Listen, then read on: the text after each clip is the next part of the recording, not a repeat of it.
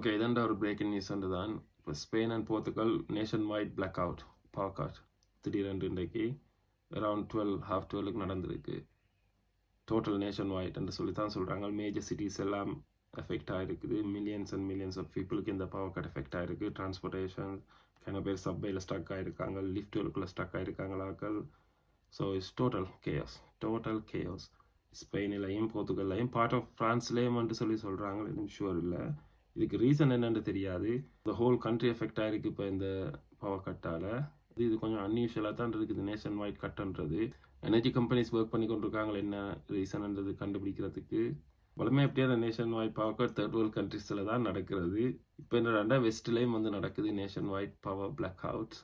இப்போ கிட்டல தான் எங்கட போப்பும் காலமான இந்த டொட்ஸில் கனெக்ட் பண்ணதுக்கு இஷ்டம் இல்லை. ஆனால் கனெக்ட் பண்ணாமே இருக்கலாமே இருக்குது.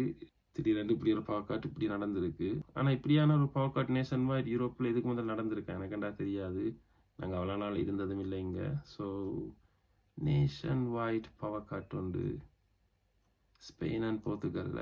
இதை பற்றி அப்டேட் நியூஸ் ஒன்றும் தெரியாது. இப்போ பெருசாக இருக்கும். இப்போ நடந்ததுன்னா பார்ப்போம் என்ன வருது அந்த ஃபியூச்சர் அப்டேட்ஸில் ரீசன் என்னன்னு சொல்லி இதில். So Spain and Portugal in a big trouble. Chaos, not trouble, in a chaos now.